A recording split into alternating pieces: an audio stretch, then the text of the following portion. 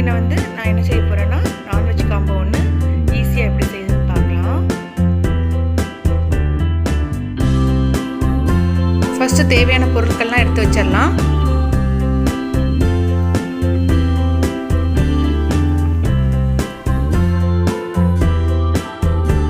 சிக்கனில் இனி ஒன்றுன்னா சேர்க்க ஆரம்பிச்சிடலாம். ஃபஸ்ட்டு முட்டை, கடலை மாவு,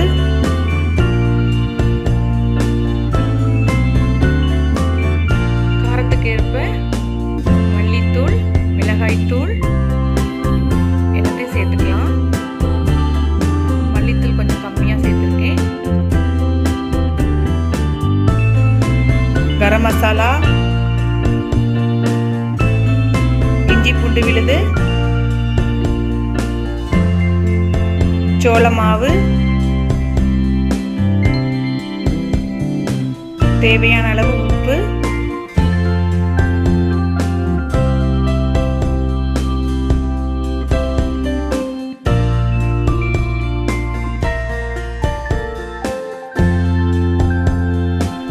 ரெண்டு ஸ்பூன் ஆயில் விட்டு நல்லா மிக்ஸ் பண்ணிடலாம்.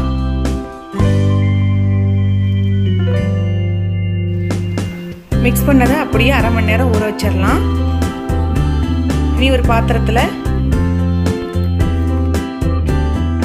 நெக்ஸ்ட்டு நான் வெஜ் புலாவ் பண்ண போகிறேன். அதுக்கு 3 ஸ்பூன் நெய் ஒரு குக்கரில் ஊற்றிடலாம். நெக்ஸ்ட்டு கரம் மசாலா எல்லாத்தையும் சேர்த்துடலாம். ஏலக்காய், பெருஞ்சீரகம், பட்டை, கிராம்பு, அன்னாச்சிப்பூ, பிரிஞ்சி இலை எல்லாத்தையும் சேர்த்துட்டு நல்லா வதக்கலாம். கரம் மசாலா நல்லா வதங்கியாச்சு. நான் வெட்டி வச்சுருக்க 1/2 கிலோ வெங்காயத்தை சேர்த்துருக்கேன். வெங்காயம் பொன்னிறமாக ஆனதுக்கப்புறம் வெட்டி வச்சுருக்க பச்சை மிளகாவை சேர்த்துடலாம். காரத்துக்கு ஏற்ப பச்சை மிளகாய் சேர்த்துக்கலாம். இது மட்டும்தான் நம்ம காரம் சேர்க்க போகிறோம். மிளகாத்தூள் எதுவுமே சேர்க்க போகிறதில்ல. அடுத்தது குடமிளகாய் வெட்டி வச்சுருக்கேன், அதை சேர்த்துடலாம். முட்டைக்கோஸ், கேரட் எல்லாத்தையும் சேர்த்துட்டு நல்லா வதக்கி விட்டுடலாம்.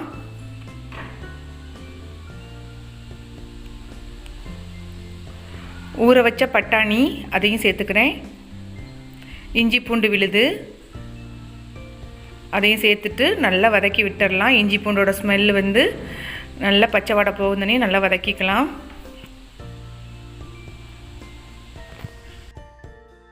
காய்கறி நல்லா வதங்கினதுக்கப்புறம் ஊற வச்சுருக்க பாசுமதி அரிசியை நான் 1/2 மணி நேரம் ஊற வச்சுருக்கேன், அதை சேர்த்துக்கலாம்.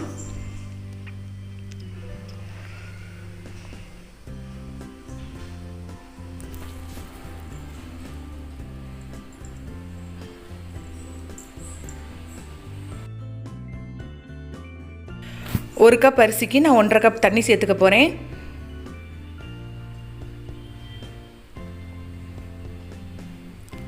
நான் ஊற வச்சுருக்க தண்ணியே வேஸ்ட் பண்ணலை, அதுலேயும் சேர்த்துட்டேன்.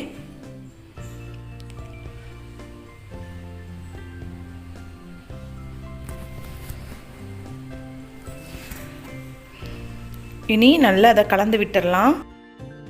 அரிசி நல்லா காய்கறியில் மிக்ஸ் ஆகுது வரைக்கும் நல்லா கலந்து விட்டுடலாம். நான் இதில் தக்காளி பழம் எதுவுமே சேர்க்கலை. இனி ஊற வச்சுருக்க மீல் மேக்கரையும் சேர்த்துடலாம். அதையும் நல்லா கலந்து விட்டுடலாம்.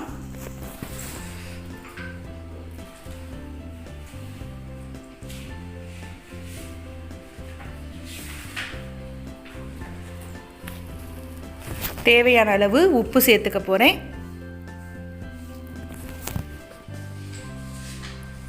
உப்பு எல்லா இடமும் மிக்ஸ் ஆகுது வரைக்கும் நல்லா பிரட்டி விட்டுடலாம்.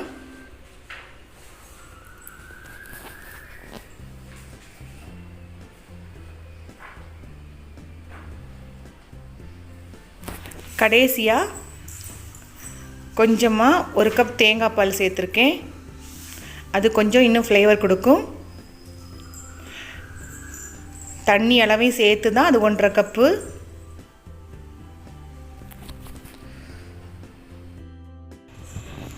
கடைசியாக 3 ஸ்பூன் நெய் சேர்த்துக்கலாம்.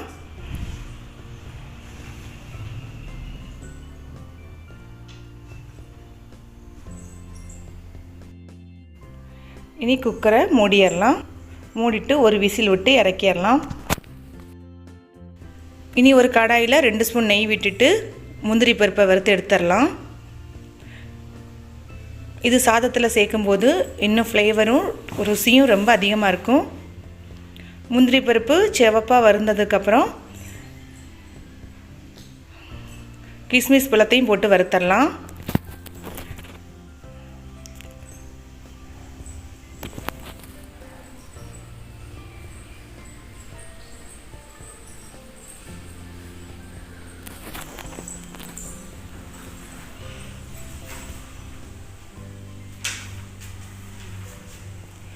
கிஸ்மிஸ் பழம் நல்லா வறுந்ததுக்கப்புறம் வெங்காயத்தை நான் நீளமாக கட் பண்ணி வச்சுருக்கேன். அதே நெய்யில் போட்டு பொன்னிறமாகிறது வரைக்கும் வறுத்து எடுத்துடலாம்.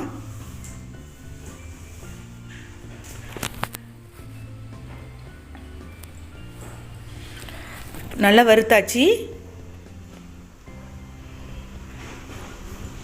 இனி சாதத்தில் சேர்த்துடலாம். சாதம் சூப்பராக வெந்திருக்கு. நல்லா பொலன்னு நீளமாக இருக்குது. மெதுவாக குலையாதவாறு ஓரத்தில் இருந்து நல்லா கிளறி விட்டுடலாம்.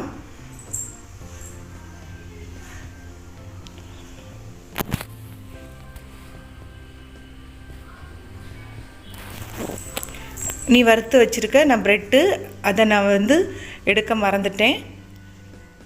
வெங்காயம்,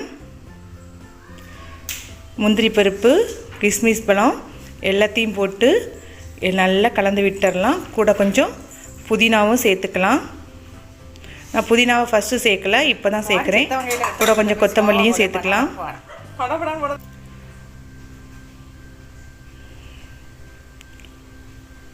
நீங்கள் ஒரு பெரிய பாத்திரமே எடுத்துக்கோங்க. நான் குக்கர் கொஞ்சம் சின்னதாக இருந்துச்சு, அதனால் கிளற கொஞ்சம் கஷ்டமாக இருக்குது. இப்போ வெஜ் புலாவ் ரெடி ஆயாச்சு. இனி சிக்கன் கிரேவி பண்ணிடலாம்.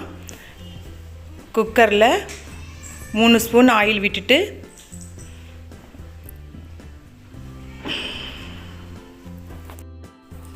நாலு ஏலக்காய், 3 துண்டு பட்டை, 1 ஸ்பூன் பெருஞ்சீரகம் எல்லாத்தையும் சேர்த்து அந்த எண்ணெயில் ஃப்ரை பண்ணிடலாம்.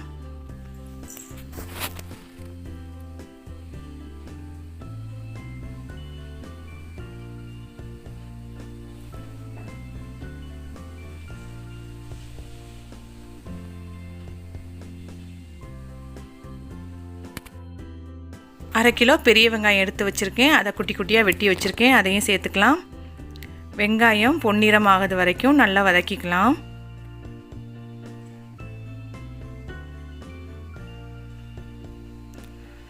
சீக்கிரம் வெங்காயம் வதங்கிறதுக்காக வேண்டி நான் உப்பு சேர்த்துக்க போகிறேன்.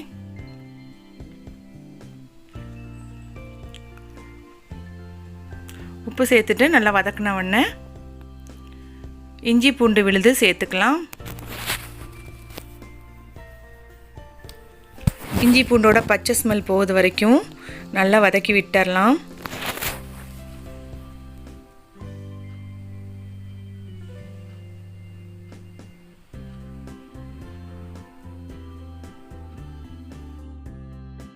நீல வாக்கில் வெட்டிய பச்சை மிளகா 4 சேர்த்துக்க போகிறேன். சேர்த்துட்டு நல்லா வதக்கிடலாம்.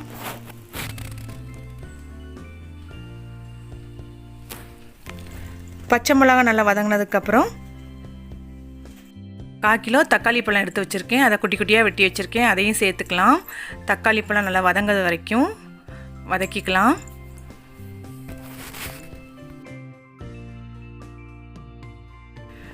நான் 1 பாக்கெட் சிக்கன் மசாலா சேர்த்துருக்கேன். 1 கிலோ சிக்கனுக்கு 1 பாக்கெட் சிக்கன் மசாலா, அதாவது 50 கிராம் சிக்கன் மசாலா சேர்த்துருக்கேன்.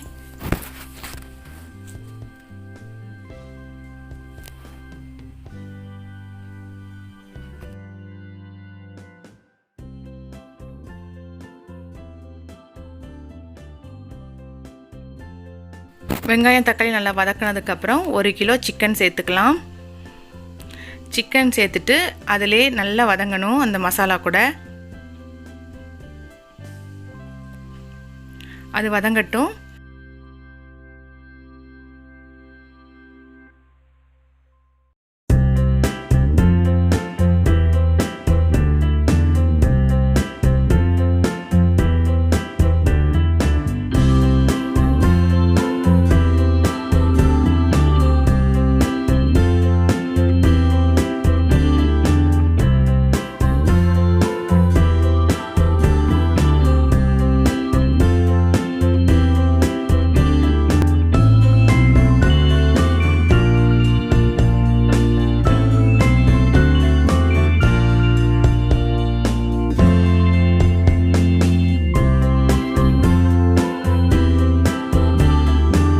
மூடி தேங்காய் கூட ஒரு கைப்பிடி வந்து முந்திரி பருப்பு சேர்த்துட்டு நல்லா மிக்ஸி நல்லா அரைச்சிட்டு அந்த சிக்கன் குழம்பு கூட சேர்த்து நம்ம ஒரு விசில் விட்டு இறக்குனா சிக்கன் குழம்பு வந்து ரெடி ஆயாச்சு.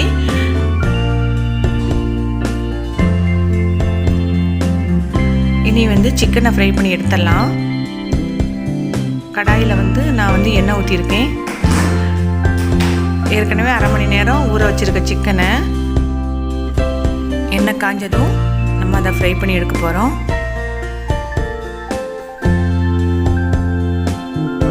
எண்ணெய் நல்லா காஞ்சாச்சு. சிக்கனை போட்டுடலாம்.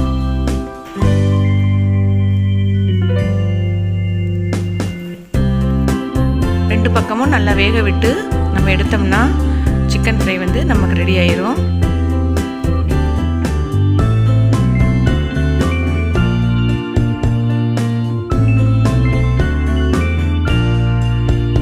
கூடவே நான் வந்து அவிச்ச முட்டை, அப்புறம் வந்து ஆனியன் ரைத்தா, மின் லெமன் எல்லாம் சேர்த்து வச்சுருக்கேன். மின் லெமன் வந்து நான் என்னோடய சேனலில் வந்து போஸ்ட் பண்ணியிருக்கேன். நீங்கள் அதை செக் பண்ணிக்கோங்க. தேங்க்ஸ் ஃபார் வாட்சிங்.